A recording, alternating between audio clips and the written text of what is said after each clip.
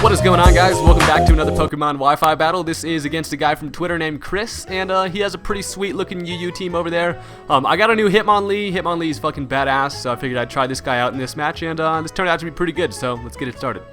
Alright, so I wasn't really sure who he was going to lead off with, so I kind of just let off with Flygon, considering I can just Choice Scarf U-turn out, and then decide to switch in something more suiting. He brings out this Togekiss, which I realize is probably going to want to hit me with like a fairy move, so I U-turn the fuck out of there real quick, and then go into Gatorade, because Gatorade seems more fitting for this matchup, considering that I take this Dazzling Gleam quite well. He could have gone for the Air Slash and completely fucked me. Honestly, I didn't have much to do to this Togekiss, so I had to play a little risky, but, you know, things are working out. Now I know that I'm going to be faster, obviously, and I can get a free sleep powder off, and I'm like, okay, the beast has been put to sleep for at least a couple turns, so I can, you know, kind of take advantage of that and try to perhaps get something going here. Okay, so right here, I could have gone for the Sludge Bomb or something, but I actually went for the Leech Seed, thinking that he would switch, so he's actually seated and asleep out here, so he's having...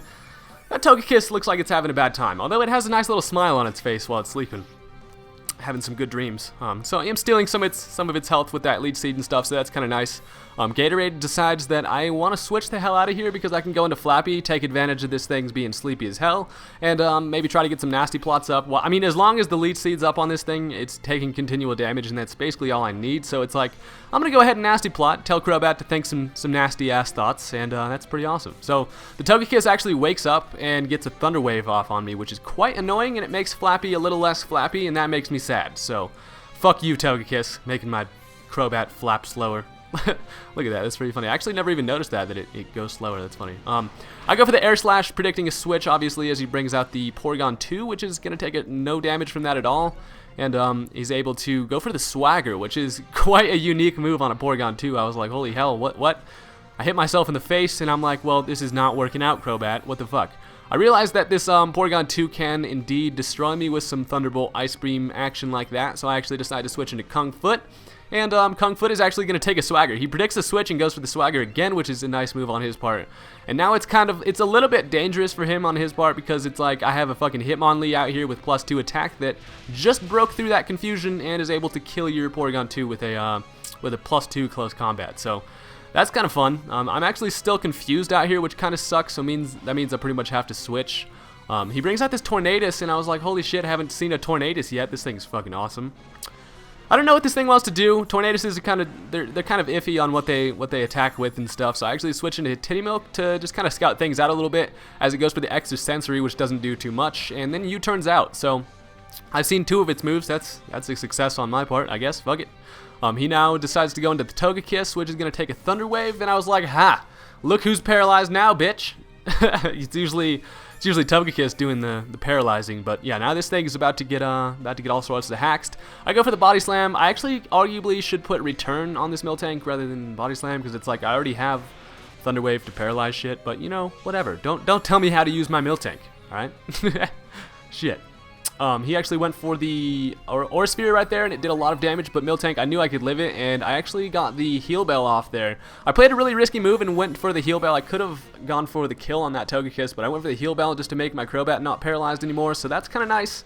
And he actually got paralyzed on that turn, so it worked out perfectly for me, and now I'm able to kill it with a Body Slam. So now Crobat is no longer paralyzed. Miltank's still alive out here, so that's some good news. And now he brings out the Weavile. I don't know what the hell to do against this. I don't have any other defensive wall that wants to take anything from this fucking Life-Orbed Weavile, and I'm like, well, shit, this is pretty gnarly. I actually go into Kung Foot now because I have a plan. I can use my Fake Out to activate the normal gem. And if you're not familiar with Hitmonlee's hidden ability Unburden, after you use an item, your speed increases. So now that I've used that item, I'm now faster and able to hit it with a Rock Slide, but I miss, and then he misses his Hurricane. And I was like, holy shit, I got so lucky right there. We both missed, so it's like nothing happened. And then I actually hit the next Rock Slide, and that kills it. So now I'm basically a Hitmonlee that's fast as hell out here. I don't want to switch because I want to save that speed, because you only get the speed boost once after you use the Fake Out. So I actually stayed in and went for the Earthquake on this Nidoking, and the Poison Jab leaves me with 14 HP, and I'm like, holy shit, that is awesome. But I forget that Nidokings carry Sucker Punch, and that is a dead-ass Hitmonlee. But, you know, at least it kind of did its job. It killed that Tornadus, so that's kind of kind of nice. Now I bring out Gatorade because I realized that this Neo King can't really do a thing, and I can also put anything to sleep that I would like. So I actually go for the sleep powder as he brings in Abomasnow, predicting that, and that is quite nice. And I actually forgot that sleep powder doesn't work on grass types and stuff. So yeah, that was a nice play on his part. So he's still awake. Gatorade's out here with like full health, and now the hail's up, which is kind of, the hail actually doesn't play that big of a role, but it's just kind of the fact that like, if I have my Sharpedo out, I'll be taking Life Orb damage and then Hail, so it's kind of played against me, but yeah, he goes for the Ice Shard there on that turn just to be faster and get some damage off, as I went for the Sludge Bomb. Don't get the poison, but that's whatever, you know, you can't really expect that shit, but now he's just gonna be able to kill me with one more Ice Shard, and I just kind of accept that, and Gatorade goes out like a boss. So, good shit, Gatorade. Now I can basically switch into anything and revenge kill the hell out of this Abomasnow. So I go into Flappy knowing I can take an Ice Shard like a monster. Not really, but you know, with that critical hit, what are you gonna do? I go for the Sludge Bomb. That is gonna kill that weird ass looking snowball motherfucker, and that is a dead ass Abomasnow. So we're looking pretty solid out here. Flappy is taking that hail damage, which doesn't really matter because the leftovers cancels it out, but you know, whatever. Now he brings out the Weavile, and he actually shows me that he does have Ice Shard on that thing, so I am a little bit screwed here because Flygon would take way too much damage from that Ice Shard, and Sharpedo isn't the bulkiest guy around. So I have to bring out 50%. I go for the Protect just to get my speed boost next turn, hoping that he doesn't go for the Ice Shard just to get some quick damage off on me.